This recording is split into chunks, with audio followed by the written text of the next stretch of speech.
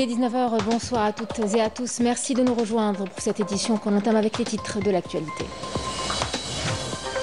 L'Algérie en tête de la lutte contre le financement du terrorisme. Le Conseil de sécurité des Nations Unies adopte les principes directeurs algériens. Un cadre inédit pour l'abus des technologies par les groupes terroristes.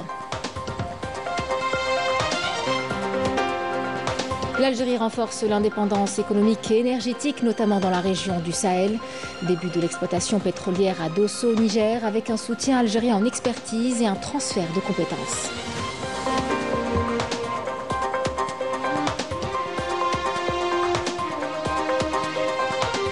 Les luttes et sacrifices du peuple algérien face à la répression coloniale. Nous reviendrons ce soir sur les violences imposées pendant 132 ans par la France coloniale, avec un focus sur les enfumades, un massacre souvent méconnu où l'armée française a exterminé des milliers de civils algériens.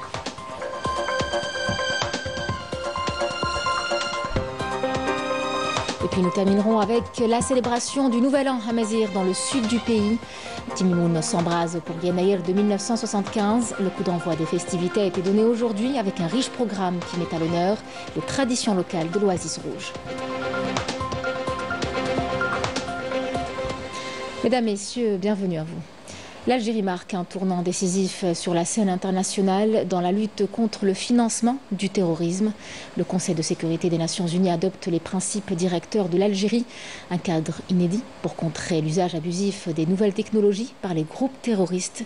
Une avancée en tout cas qui consacre l'expertise reconnue de l'Algérie dans ce domaine et son rôle de leader mondial dans cette bataille essentielle. Sabrina Keshroud nous explique en détail cette nouvelle victoire diplomatique. Conseil de sécurité des Nations Unies, l'Algérie laisse déjà une empreinte significative dans l'architecture internationale de lutte contre le terrorisme. L'adoption des principes de l'Algérie sur le financement du terrorisme par les nouvelles technologies constitue un héritage tangible de l'action algérienne, marquant une contribution historique de notre pays à la paix et à la sécurité internationale. Le document adopté propose une approche globale structurée autour de 4 piliers stratégiques: l'analyse des risques émergents, l'adaptation des cadres réglementaires, le renforcement des mécanismes de détection et l'évaluation systématique de l'impact des mesures adoptées. Cette architecture reflète la vision algérienne d'une réponse équilibrée aux défis sécuritaires contemporains, fruit d'un processus de négociation intense d'une année entière sous la présidence algérienne du Comité contre le terrorisme. Cette réalisation diplomatique majeure vient s'ajouter aux précédentes réalisations durant le mandat de l'Algérie au Conseil de sécurité, en établissant un nouveau cadre international pour affronter les défis posés par l'évolution rapide des technologies financières. L'adoption de ces principes directeurs est également le résultat d'un travail rigoureux et collaboratif, non sans compromis laborieux, impliquant des consultations approfondies entre experts de différents pays et la coordination au cordeau avec les structures nationales de chaque État membre. Avec un enjeu: garantir une cohérence avec les standards internationaux. En effet, la démarche que recouvrent ces tout nouveaux principes de l'Algérie se caractérise par son niveau technique élevé, qui aura donné lieu à des efforts supplémentaires afin de concilier innovation, sécurité et respect des souverainetés nationales. Dans cet exercice, l'Algérie a démontré une fois de plus sa capacité à mobiliser et fédérer les acteurs internationaux autour de principes fondamentaux qu'elle aura su concilier avec les avancées technologiques et les impératifs sécuritaires. Dans l'ère du moment, les principes directeurs de l'Algérie répondent à une préoccupation croissante de la communauté internationale face à l'utilisation abusive des innovations financières par les groupes terroristes. L'approche globale et équilibrée que l'Algérie propose permet de préserver les avantages des nouvelles technologies tout en renforçant les capacités des États à prévenir et combattre leur détournement à des fins terroristes. L'engagement constant de l'Algérie dans la lutte contre le terrorisme et son rôle de leader dans ce domaine se retrouvent ainsi consacrés par l'inscription de ces principes dans le corpus des documents officiels du Conseil de sécurité. Effet non négligeable, une telle réalisation constitue un legs durable du mandat de l'Algérie au Conseil de sécurité, gravant dans le dur pour toujours l'expertise incontestable de l'Algérie dans ce domaine et sa capacité à mobiliser la communauté internationale autour d'enjeux sécuritaires majeurs. Le président de l'Assemblée populaire nationale a représenté aujourd'hui le président de la République, Abdelmadjid Tebboune, à Caracas, au Venezuela. Brahim Bourali a assisté à la cérémonie d'investiture du président élu de la République bolivarienne du Venezuela, Nicolás Maduro. La cérémonie d'investiture s'est déroulée en présence de plusieurs chefs d'État et de gouvernement et de leurs représentants de différents pays. Et puis cette bonne nouvelle pour nos concitoyens, dès demain 11 janvier, le service d'état civil élargit ses horaires. En application des instructions du président de la République et des orientations du ministre d'État, ministre des Affaires étrangères, de la communauté nationale à l'étranger et des affaires africaines, ce service sera désormais accessible tous les samedis de 10h à 16h. Une initiative pour mieux répondre aux préoccupations des citoyens. À noter que cette journée sera exclusivement dédiée au service de retrait des documents d'état civil et de légalisation des documents destinés à être utilisés à l'étranger. Un geste concret pour faciliter les démarches administratives de nos compatriotes. Renforcer la souveraineté économique de l'Afrique et plus particulièrement énergétique, notamment au Sahel, c'est l'engagement pris par l'Algérie. Ce qui était un défi au départ devient aujourd'hui une réalité concrète. L'exemple ce soir à Dosso, au sud de Niamey, la capitale du Niger, où l'exploitation des ressources pétrolières débute à peine. Avec son expertise, l'Algérie apporte son soutien, non seulement technique, mais aussi à travers un véritable transfert de compétences. Sabrina Keshroud. Un partenariat sud-sud réussi.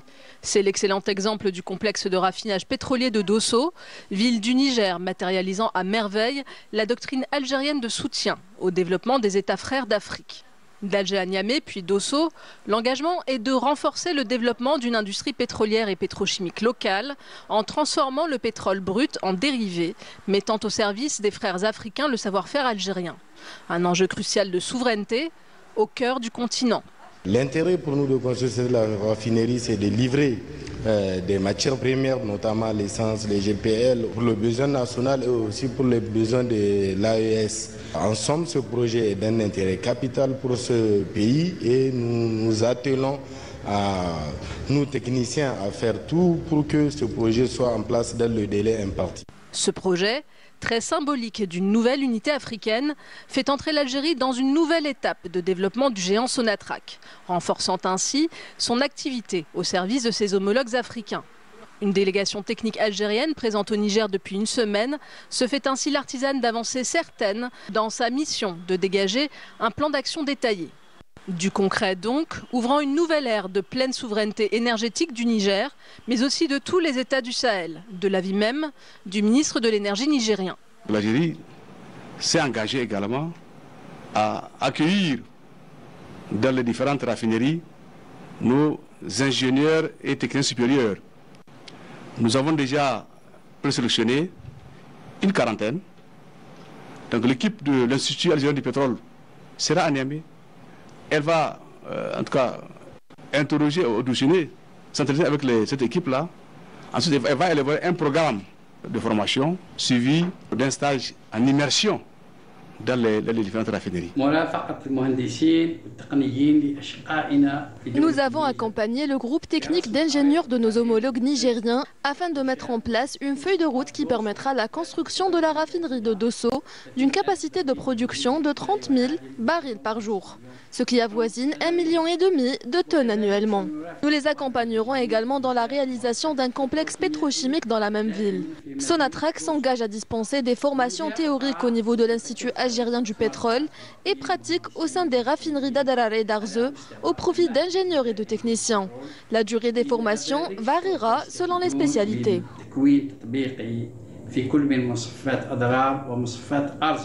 Dans un premier temps, cette collaboration Afrique-Afrique s'étend à 40 ingénieurs et techniciens nigériens. Ces derniers, en formation dans les raffineries de pétrole algériennes, sont les pionniers d'un mouvement qui fait bouger un peu plus l'économie et la souveraineté africaine.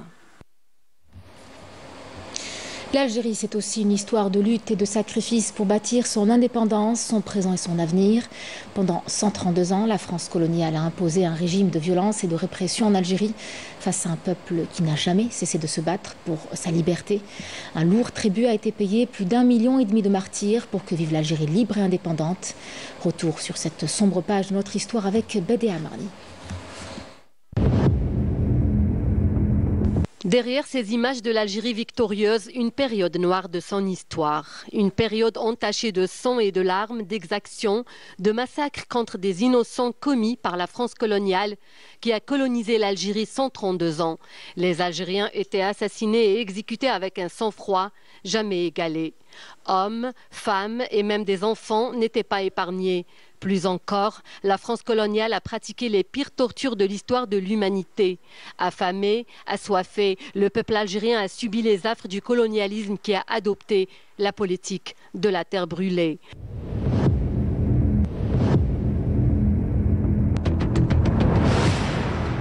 La France n'a laissé aucune place à l'humanisme dans ses colonies. Et en Algérie, c'était pire. Les droits de l'homme étaient bafoués, les bombardements n'ont épargné aucun endroit. Même les enfants étaient déchiquetés. Les crimes commis sont atroces et inimaginables. Des essais nucléaires ont été effectués au Sahara algérien en présence des populations, dont beaucoup souffrent encore de séquelles atroces et même d'handicap. Au vu de son atrocité, cette opération menée par l'armée coloniale avait ébranlé le monde entier. La France ne s'est pas contentée de ces crimes. Elle est allée jusqu'à brûler des villages entiers, à éventrer des femmes enceintes de peur qu'elles n'enfantent des héros. Malgré les moyens militaires de la France coloniale, ses chars, ses avions, ses fusils, ses mitraillettes, la résistance des Algériens, le courage et la bravoure de ces hommes et de ces femmes et même de ces enfants ont réussi à renverser la donne et à infliger une leçon inoubliable à la France. Car la dignité d'un peuple n'a pas de prix et l'Algérie a payé un lourd tribut pour son indépendance. 1,5 million de martyrs sont tombés sous les balles ou les bombardements de l'armée coloniale assassine. Après ce rappel poignant des luttes et des sacrifices qui ont forgé notre indépendance, nous ouvrons à présent une page plus douloureuse mais essentielle de notre histoire, celle des enfumades, un épisode de répression et de violence imposée par l'armée française en Algérie contre une population sans défense. Ce soir, Emir Nebesh nous plonge dans cette réalité souvent méconnue et nous éclaire sur l'ampleur de cette tragédie. Regardez. Dès son invasion de l'Algérie en date du 5 juillet 1830, la France a œuvré à anéantir la population et à déconstruire l'identité algérienne, en se lançant dans une guerre féroce menée par des officiers dépourvus de toute humanité et honneur. L'objectif de ces razzias est effectivement de détruire les infrastructures économiques, sociales des populations qui ont été radiées. Ce pourquoi je pense qu'effectivement, elles doivent être qualifiées d'armes de destruction massive et de destruction massive des infrastructures, l'ensemble s'inscrivant dans un projet qui est un projet à la fois militaire, politique, un projet qui concerne également les populations, l'objectif étant, comme on le dit à l'époque, et les choses sont dites à la fois par les militaires et par le pouvoir politique, l'objectif étant de refouler les populations indigènes, refouler les populations indigènes pour faire place nette, comme on le dit à l'époque, pour pacifier les territoires ainsi conquis, l'objectif étant par la pacification de ces territoires, de permettre à des colons européens et français de s'installer dans des territoires où l'on pense que la sécurité des biens et des personnes, la sécurité de leurs biens et de leurs personnes sera effectivement assurée parce que les populations indigènes, comme on le dit à l'époque, auront été chassées par la force. Pire encore, quand ils commettaient leurs crimes sur une population civile désarmée et sans protection, ces militaires sont récompensés et promus par l'État français. Tel a été le cas du lieutenant-colonel Pélissier, qui du 18 au 20 juin 1845 a fait périr 1 millier d'Algériens, dont hommes, femmes et enfants et vieillards, de Ouled Rieh, sans distinction, qui avaient cru trouver asile dans les grottes du Dahra à Nekmeria. Ce sanguinaire de Pélissier procède à un violent incendie à la lisière de ces refuges. On vous laisse imaginer l'enfer vécu par ces personnes innocentes, brûlées vifs et asphyxiées avec leurs animaux au fond d'une grotte. Dans son rapport, il écrit ces mots qui font froid dans le dos. Je fis faire une masse de fagots et un foyer fut allumé et entretenu à l'entrée supérieure. Le feu dura toute la journée. J'établis mon camp dans une excellente position de manière à rester maître absolu de toutes les issues. J'étais bien certain, à la faveur de la lune et de toutes mes embuscades, de n'en laisser échapper aucun. Mission infernale accomplie. En situation coloniale, il y a ce fondement de la colonie qui est le racisme, qui est de rejeter l'autre comme étant un sous-homme, sans humanité. Donc je peux le tuer, je peux lui prendre ses terres, je peux lui prendre ses biens, je peux lui prendre tout. Et à la limite, s'il peut disparaître de la surface de la terre, ce serait bien. La France coloniale vient d'inventer les enfumades, une autre technique barbare utilisée en Algérie et signée un autre massacre considéré comme crime contre l'humanité. Dans un élan de solidarité, le Croissant Rouge algérien déploie une opération de soutien aux habitants des zones d'ombre de Constantine, avec un focus particulier sur cet hiver. De nombreuses sorties bénévoles apportent des aides variées, aides médicales et alimentaires, mais aussi de quoi protéger les familles du froid. Une démarche très appréciée par les bénéficiaires. Un bel exemple en tout cas d'aide qui réchauffe les cœurs et apporte un peu de réconfort aux plus démunis. Reportage Smaïl Belkadia. Le Croissant Rouge algérien a organisé une opération de solidarité au profit des familles nécessiteuses qui habitent les zones d'ombre sur les hauteurs de la wilaya de Constantine dans des conditions climatiques difficiles. À Constantine, on a beaucoup de zones d'ombre. On ici à chaque fois qu'on leur donne visite. Cette fois-ci, on y a Bni Hmidan, côté entre frontières Bni Hmidan et Skikda, exactement côté Sidi Diris, Marra et tout. D'autres zones d'ombre, Ben Badi, Salharia, à chaque fois, on a une visite.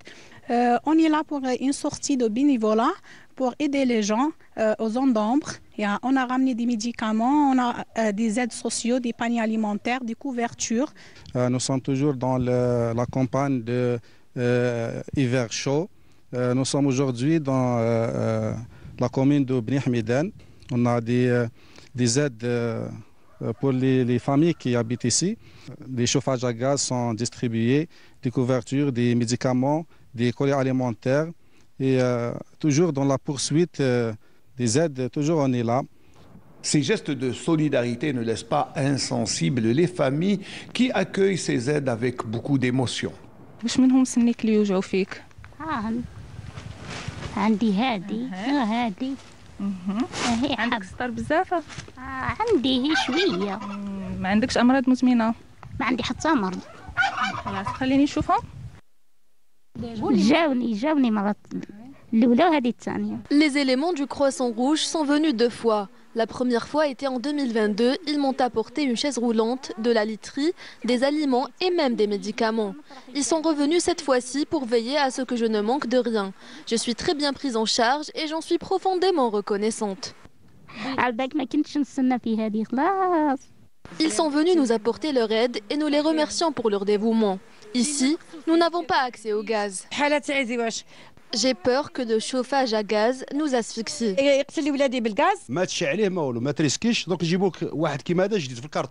La campagne hiver chaud du Croissant Rouge continuera jusqu'à la fin de l'hiver.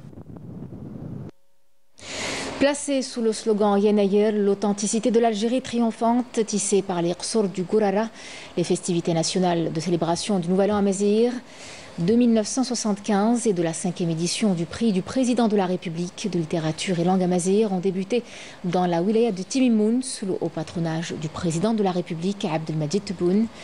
Président, le coup d'envoi de la première partie des festivités nationales officielles de célébration de ce Nouvel An à Mézir et de la 5e édition du prix du président de la République de littérature et de langue amazigh organisée sous le haut patronage du président de la République, le secrétaire général du Haut Commissariat à l'Amazérité, Si El Heshmi Assed, a salué à Timimoun les efforts de l'État pour la promotion du Tamazigh.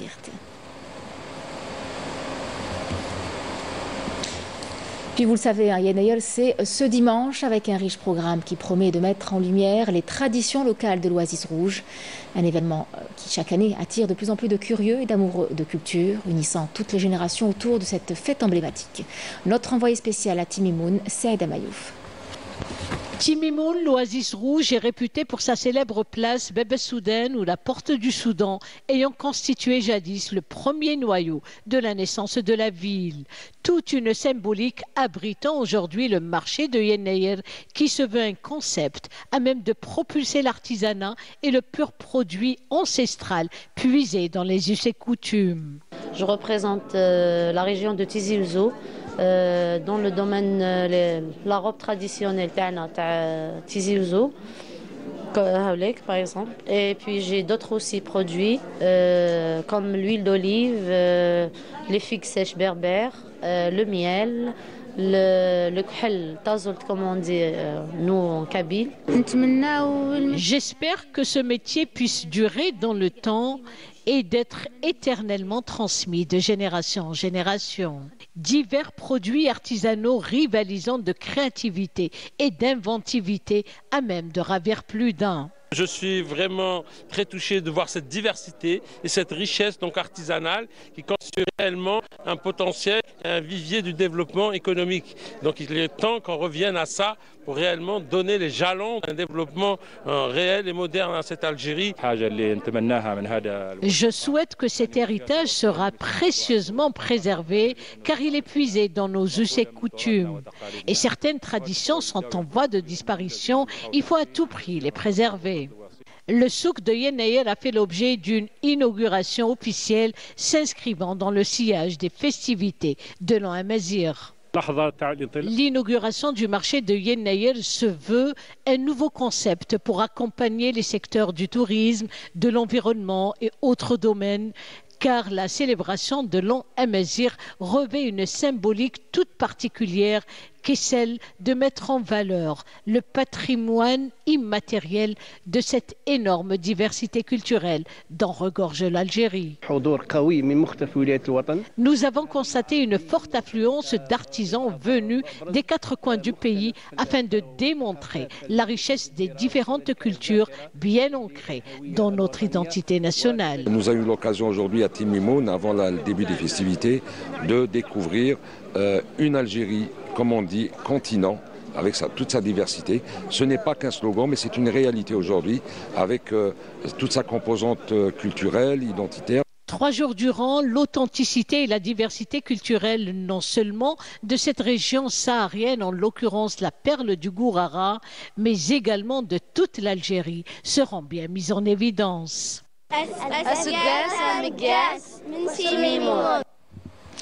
Timimoun, joyau du sud algérien, veille précieusement sur son héritage, un lieu où chaque pierre raconte une histoire, où chaque souffle de vent porte un écho du temps.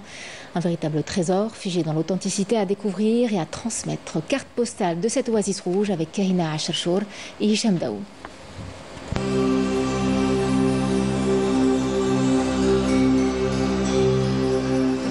L'oasis rouge, la perle du Grand Sud. Timimoun est ancré dans l'histoire de l'Algérie.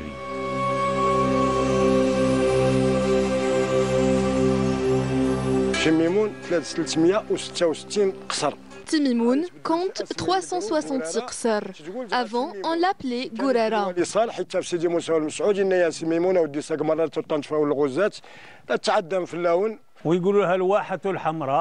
On l'appelle Oasis Rouge car ses maisons sont construites en argile.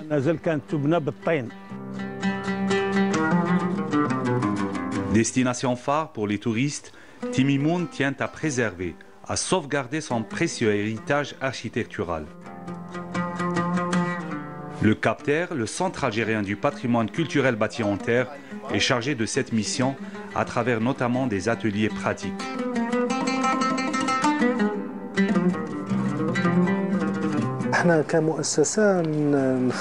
En tant qu'institution relevant du ministère de la Culture, nous faisons un travail de sensibilisation et un travail académique pour préserver les édifices historiques bâtis avec des produits locaux. Après les conseils, elle est architecte.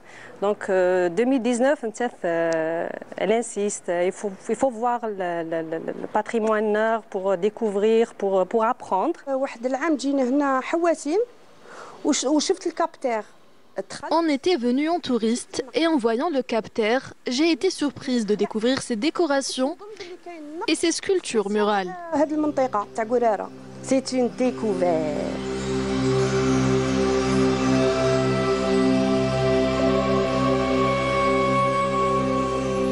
Timimoun raconte cette histoire millénaire à travers Sersour, cette architecture de terre, à travers son artisanat, à travers aussi ses étendues de dunes rouges, à travers ce chapelet d'oasis.